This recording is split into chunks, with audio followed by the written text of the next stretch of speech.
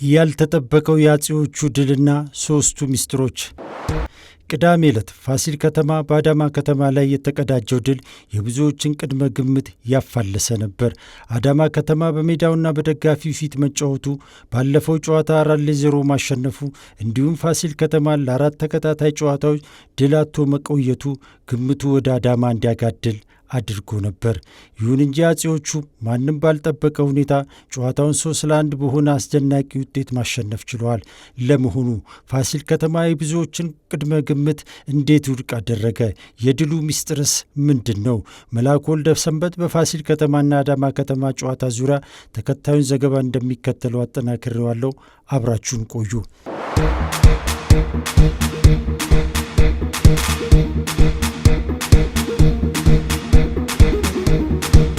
ፋሲል ከተማ በዘንድሮ የውድድር ዘመን ሁለት መልክ ይዞ ቀርቧል። ፋሲል በአንደኛው ዙር የ1.73 አማካይ አፈጻጸም ነበረው። ይህም ቡድኑ አንደኛውን ዙር ከመሪው ሲዳማ ቡና በጎል ክፍያ ተበልጦ በኩል 33 ነጥብ እንዲጨርስ አድርጎታል። በሻምፒዮናነት ፍክክር ውስጥ እንዲቆይም አስችሎት ነበር። በሁለተኛው ዙር ግን አማካይ አፈጻጸሙ ወደ 0.93 ዝቅ ብሏል። ይህም ቡድኑ ከዋንጫ ፍክክሩ ውጪ እንዲሆን አድርጎታል። የአሰልጣኝ ለውጦችና ግለሰባዊ ስህተቶች ጅምሩን ቢያቋርጡትም አሁን ላይ ግን ክለቡ ዓመታዊ እቅዱን ማሳካት ችሏል። በዘንድሮ የፕሪሚየር ሊግ ውድድር አንድ ቡድን ላለመውረድ 45 ነጥብና ከዚያ በላይ ማስመዝገብ ግድ ይላል። አሁን ላይ በፕሪሚየር ሊጉ አለመውረዳቸውን ካረጋገጡ 5 ቡድኖች አንዱ ፋሲል ከተማ ሆኗል።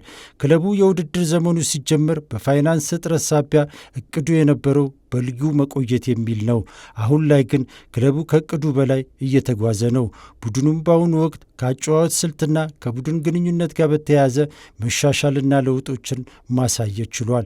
ይሁን እንጂ ለአራት ተከታታይ ጊዜያት አለማሸነፉና በተለይም ባለፉት ሁለት ጨዋታዎች በባህር ዳር ከተማና ኢትዮ ኤሌክትሪክ መሸነፉ ቅሬታና ተቃውሞን በደጋፊው ዘንድ አስነስቷል። እናም የቅዳሜው የአዳማ ጨዋታ በእነዚህና ሌሎች ምክንያቶች በክለቡ አመራርና ደጋፊ ብቻ ሳይሆን በሰፊው ስፖርት ቤተሰብ ዘንድ ውጤቱ ምን ሊሆን ይችላል ተብሎ ተጠብቆ ነበር። ፋሲል በተለይም ይህን ጨዋታ የሚያደርገው የሳምንቱ ሁሉም ጨዋታዎች ውጤትን ከተመለከተ በኋላ በመሆኑ ጫናው ከፍተኛ ነበር።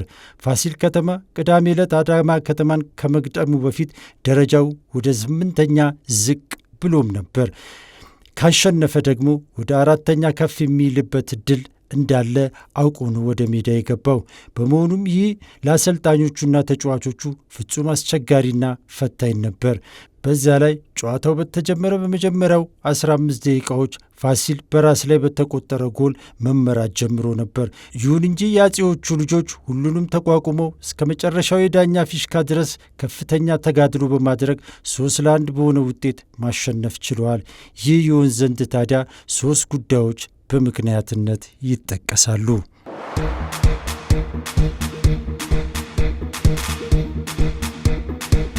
አጼዎቹ የቅዳሜውን ጨዋታ በድል እንዲወጡ የመጀመሪያውን ድርሻ የሚወስደው የክለቡ ቦርድ አባላትና ስራ አስኪያጅ ቅዳሜ ዕለት ከጨዋታው በፊት ቡድኑ ባረፈበት ሆቴል በመገኘት በቡድኑ ወቅታዊ አቋም ዙሪያ ውይይት ከአሰልጣኝ ቡድኑ ጋር አድርገዋል። ልዩ የሞራል ማነቃቂያ ሽልማት ለመስጠትም ቃል ገብተዋል። የክለቡ አመራሮች ምንም እንኳ ቡድኑ ባለፉት ጨዋታዎች ድል ባያደርግም በቡድኑ ላይ በተመለከቱት መሻሻልና ለውጥ ደስተኛ መሆናቸውን ገልጸዋል። በሽንፈቱ ሳቢያ ከደጋፊው የተነሳው ተቃውሞም ድልን ከመፈለግ አንጻር እንደሆነ በመጥቀስ ወደ አሸናፊነት እንዲመለሱ አሳስበዋል። በመጨረሻም ዛሬ አዳማ ከተማን የምታሸንፉ ከሆነ የ15,000 ብር ልዩ የሞራል ማነቃቂያ ሽልማት እንሰጣለን። ይህም እንደ ሌላው ጊዜ ዘግይቶ ሳይሆን በፍጥነት የሚሰጥ ነው ሲሉ ቀደም ሲል ይሰጥ የነበረውን የሞራል ማነቃቂያ ገንዘብ ሽልማት በ3 እጥፍ በማሻሻል ቃል ገብተዋል። አዲሱ ቦርድ ወደ ስልጣን ከመጣ በኋላ በዚህ መልኩ በአካል ተገኝቶ ማበረታቻ ሲያደርግ ያልታየ በመሆኑ የፈጠረው ስሜት ከባድ እንደነበር ሰምተናል። ከፍተኛ መነሳሳትና የአሸናፊነት ስሜት መፍጠሩም በተግባር በሜዳ ላይ ተመልክተናል። ፋሲል ከተማ ባለፉት 5 ጨዋታዎች 2 ጎል ሲያገባ 8 ጎል ተቆጥሮበታል። 1 ሲያሸንፍ 3 ጊዜ ተሸንፏል። ቡድኑ 8 ጎሎች የተቆጠሩበት ደግሞ ከረፍት መልስ ነው። እሱ በአንጻሩ ካስቆጠራቸው 2 ጎሎች ከረፍት መልስ ያስቆጠረው 1 ጎል ብቻ ነበር። ቅዳሜ ዕለት ግን ቡድኑ በ5 ጨዋታ ያላስቆጠረውን 3 ጎል በአንድ ጨዋታ አስቆጥሯል። ከ3ቱ 2ቱን ያስቆጠረው ከረፍት በኋላ ነው። ምንም ጎል እንዲሁ አልተቆጠረበትም። ቡድኑ በተለይም የመጨረሻውን 3ኛ ጎል ያስቆጠረው በ96ኛው ደቂቃ ላይ ነበር። ይህ ቡድኑ ጨዋታውን በድል ለመወጣት የነበረውን ከፍተኛ ቁርጠኝነትና አልሸነፍ ባይነት በግልጽ ያሳያል። ይህ ደግሞ የመጣው የክለቡ ሥራ አመራር ቦርድ ሆቴል በመገኘት አይዟችሁ ከጎናችሁ ነን በማለት ያደረገው የቃል ኪዳንና የገንዘብ ማበረታቻ እንደሆነ ግልጽ ነው። በእርግጥም ይህ ለድሉ ትልቁና ቀዳሚው ምስጢር ነበር። ግን የድሉ ምስጢር ይህ ብቻ አልነበረም።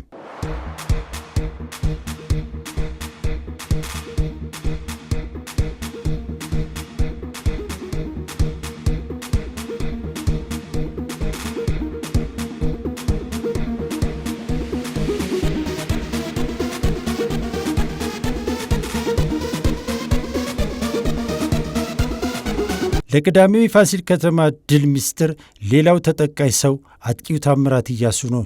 የአርባ ምንጩ ተወላጅ በዚህ ጨዋታ ድንገት ሳይታሰብ ደምቆና ጎልቶ ወጥቷል። ፋሲል ከተማ ታምራት ኢያሱን በጥሩ የዝውውር መስኮት በከፍተኛ ክፍያ ወደ ቡድኑ ቢያመጣውም ባለፉት 12 ጨዋታዎች እንደ ቅዳሜው ጨዋታ ጎልቶና ደምቆ ወጥቶ አያውቅም። በ12 ጨዋታ ያስቆጠረው 2 ጎል ብቻ ነበር።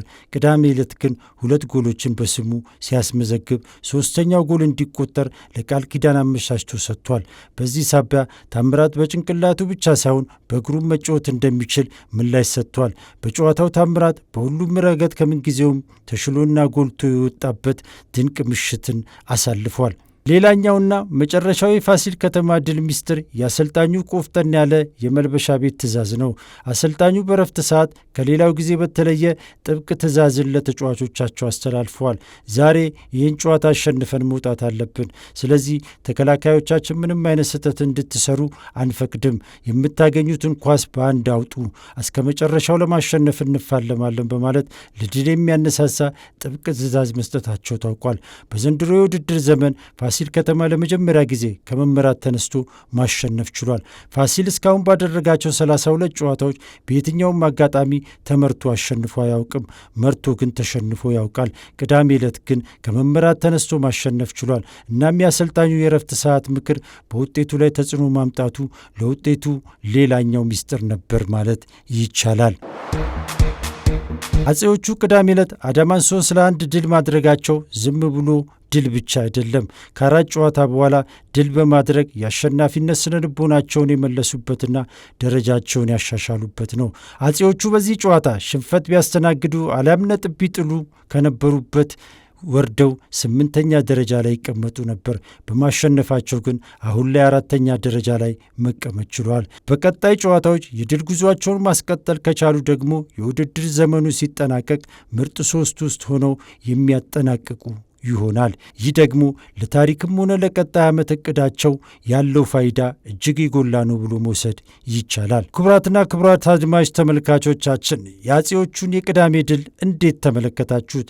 በቀጣይ የቡድኑ ይህን ድል የማስቀጠል አቅምን በተመለከተስ ምን ትላላችሁ? ሐሳብ አስተያየታችሁን በኮሜንት ላይ እንጠብቃለን። መላኩ ወልደ ሰንበት ነኝ። መልካሙን ሁሉ ለእናንተ ተመኘው። አበቃሁ።